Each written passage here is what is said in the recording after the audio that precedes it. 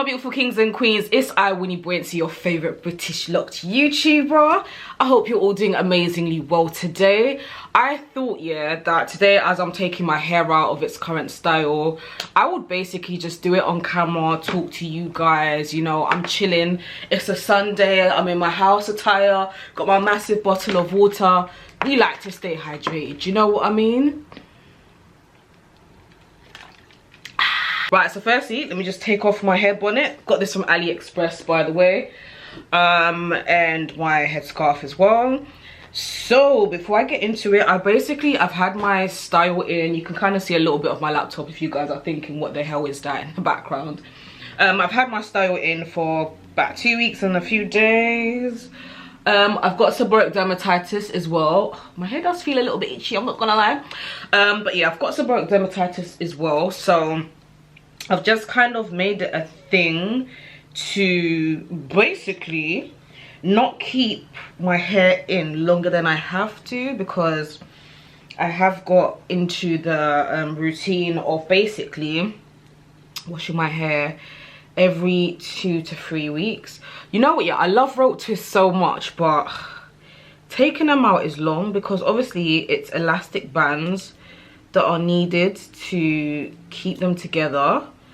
Yeah, and I need to find a method that just makes it easier for me to just take it out. Nevertheless, as you lot can see, I use scissors. I've got a little bin right next to me as well, or you Americans would say trash, we say bins over here. So yeah, that's basically where we're at. Just thought I wanted to talk to you guys about a couple of things. So I'm one of those people, if I say something and I change my mind, I am never too proud to say that I eat my words. I think at some point last year, it feels weird saying last year already, but yeah, at some point last year, I basically said that one of my lock aims for 2021 would be to probably get my locks retwisted like 3 to 4 times a year. I want to retract that statement. The reason for that is I feel like I was heavily inspired by maybe other people that had said, oh, you know, they're planning to just get their locks interlocked or retwisted not that many times this year because it's healthier and yada yada. And while I do sincerely believe that obviously not retwisting your hair often is a healthier alternative, what I have found when I have gone very long periods without retwisting is, yes, it is very beneficial to my locks. Like, my roots get thicker, my locks get thicker, and I absolutely love it. But one thing that I have noticed is, for some reason, there are also some parts of my locks that start to thin out, because what happens is some of the roots, wait, I may need to tie this up. What I like to do is I basically like to break off the elastic bands on the ends and then kind of on each one, and then go back and then untwist them all. It's probably a weird method, but yeah, that's what works for me, so that's what I like to do. Right, just gonna tie it up so I don't get them confused. Yeah, so anyway, as I was saying, what in turn I found is that, yeah, some of my locks, that is, basically start to weirdly thin out, and I don't like it. So in my mind, rather than me kind of putting or focusing on the amount of times per se that my hair is going to be retwisted, I've just given myself like a rough estimate, roughly, that I would probably like for my locks to be retwisted every about, like, once every about 8 weeks. So basically once every 2 months, I think is roughly a sensible, very rough estimate, personally, because there needs to be a balance for me and for my locks. I like it, like my hair looking like this. I like it styled, because what I found is I spend less times in the morning faffing about. Especially me, like, I wake up before 6 AM to get ready for my 9 to 5, and if my locks is already in a style, all I have to do is literally just give it a quick spritz and keep it moving. Whereas if my locks are like out like naturally, sometimes it's like, okay, what do you want to do? Do you want to tie up? Do you want to do a messy bun? It cuts out all of that rubbish. So I actually recently, now that I've gone back to butter choc locks, I love getting my hair done, I'm not gonna lie, but at the same time I don't want to overdo it, but I don't want to not do it too much and then some of my locks suffer because of it. So in short, everything is a balance right now. I'm gonna see how the year goes, and rather than saying fixated on, you know, the amount of times and stuff like that, it's going to be a case of, okay, do you feel like your locks needs a retwist? Then we gonna retwist you, baby. Simple.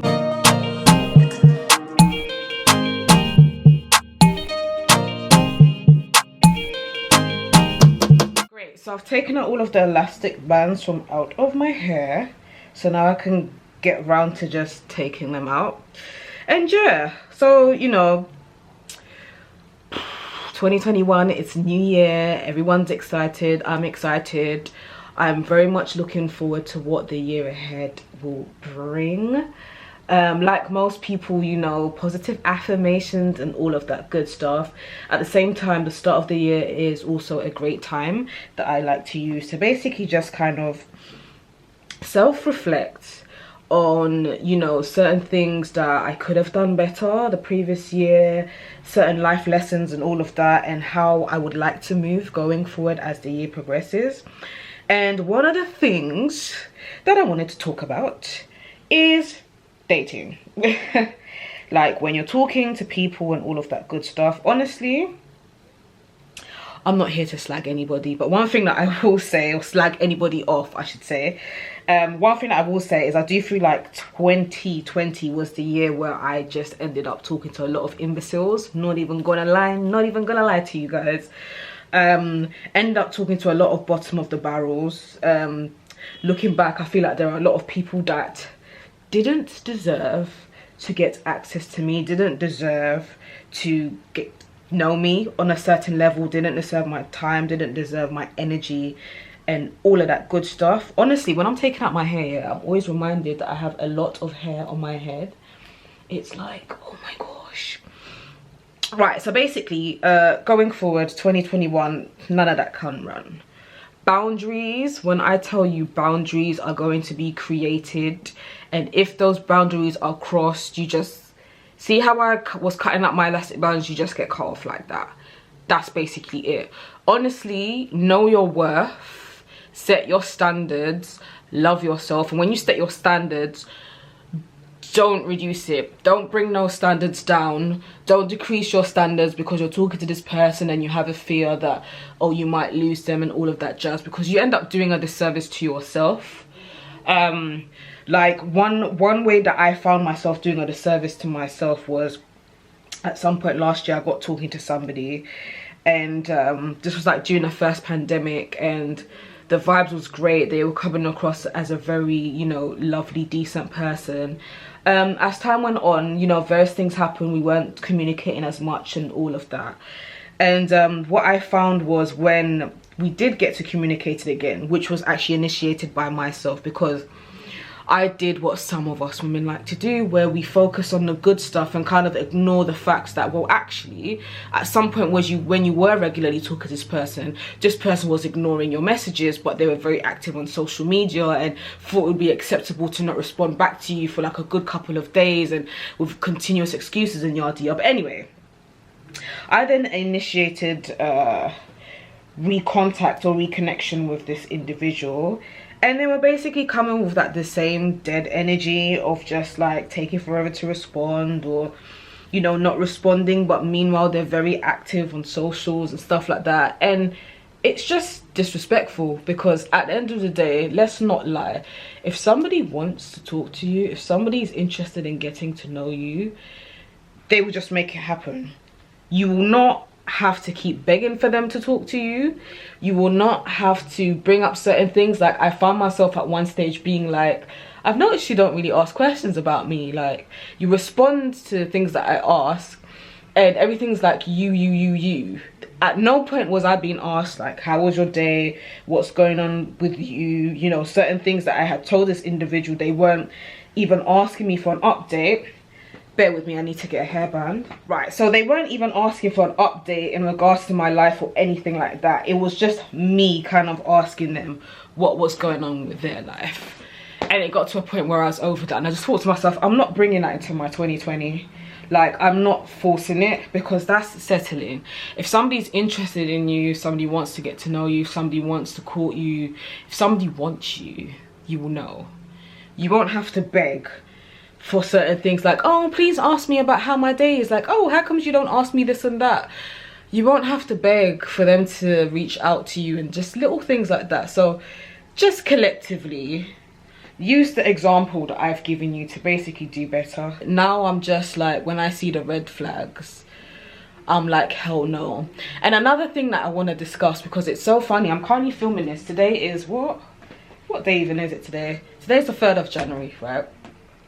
We're only 3 days in, and just yesterday, someone from 2020, and this is somebody that had actually been trying to talk to me for a good couple of years, and then last year I thought to myself, you know what, let me actually see what this person is saying, because this person has been consistent in like trying to talk to me, trying to get to know me on a certain level, and I just wasn't interested at the time. And last year I thought, you know what, let me be a bit more open, let me see what the person is saying. So I gave the person my number, we spoke here and there, just very slack, all talk, no action. You know, people have this thing, and I've noticed it's a reoccurring theme, where everybody wants to talk about the future and what they can do for you and how they will treat you and stuff like that, but then when it comes to consistency, it's just an absolute myth.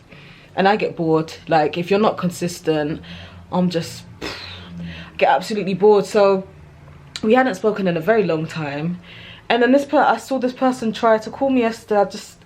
I just let the phone ring out, because I'm not taking dead energy into this year. If you had your opportunity to chat to me last year and you fumbled the bag, you flopped, you were slack, you thought you could just treat me anyhow and I'll just be around, don't come and try holler at me this year, because I'm not having it. I'm absolutely not having it at all. Why should I have it? Why should I have it when there are people out there that will be able to be consistent? There are people out there that are genuinely interested in making an effort and getting to know me, and I don't have to beg for it. I don't need to, you know, deal with mind games or work out why the person isn't calling me or why the person isn't arranging to link up. And no. Collectively, we as women, we need to do better, and we need to take the signs for what it is. There's no need giving people multiple chances to get something right, you know, especially when they are the ones that are quote unquote chasing you, and they're not even doing the chasing properly at that. So yeah, me personally, I'm not here for it at all. I don't believe in struggle love. I don't believe in having to beg for a man to treat you how you ought to be treated. I do believe in, obviously, when you're getting to know somebody, you know, you can tell them what you like, what your dislikes are. If something's up, talk to them. We're adults, communication is key. Communicate what you like, communicate what you don't like. If something's up with you, be grown and talk about it. However, when somebody is just giving you half-hearted energy, and they're doing things like ignoring you, or everything is just about themselves, you guys are talking and they don't ask you anything about you, or they're not responding to your messages, but meanwhile you can see that they're heavily active on social media, which means they have been using their phone, they're just choosing to ignore you. Just take it for what it is. Like, when somebody is showing you who they are, don't question it. Just say, you know what, I've seen it, thank you so much. Thank you so much for being honest and showing me who you are. This isn't for me, and just keep it stepping, honestly. And that's my mood all 2021 and beyond. Like, I don't have to. It's not even about a looks thing, because put looks to the side, I have a banging personality. I know what I bring to the table, and I also know what I deserve. And I don't deserve to be ignored. I don't deserve to be chasing man all the time. This is not me saying don't shoot your shot, because listen, women, if you want to shoot your shot, I'm all for it. I'm confident. If I want something, I go for it. I believe in with the whole shooting your shot thing as well. It opens the dating pool up more, because rather than you kind of waiting for you to be chosen, or waiting for men that like you to holler at you, by shooting your shot, you're going for what you want, and I'm all for it. This is not a discussion about shooting your shot, because I'm pro women shooting their shot. I'm just simply saying that, yo, If a man is not on your level, if a man is not making it known what his intentions are, if a man is not making you feel like, yeah, he really wants to get to know you, if a man is not, you know, trying to get to know you, trying to work out what makes you tick, trying to make out what you like, what you don't dislike, and it's not a joint effort on both sides, drop it. Person is not for you.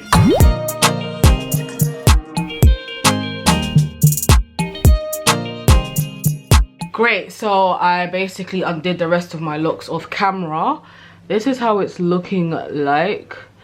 I can see a little bit, well, my camera's not picking it up, but there is a little bit of dandruff as expected. It's not too bad. But yeah, I like it's waves. It's wavy. Just want to spritz it a little bit.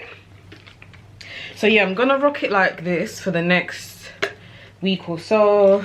I love it when it's like wavy or curly, because it, like, when you do it, oh yeah, this is rose water and there's like some vitamin E oil in there as well.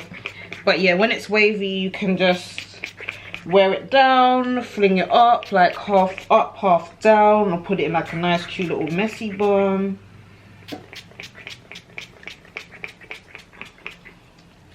And then yeah, what I'm gonna do is next weekend I'm gonna wash it. I think I might also do a hot oil treatment. Look at that.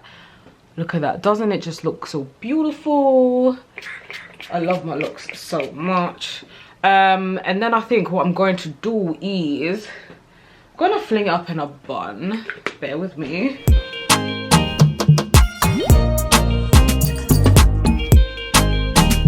See, do you guys just see when it just looks so, when you just fling it up.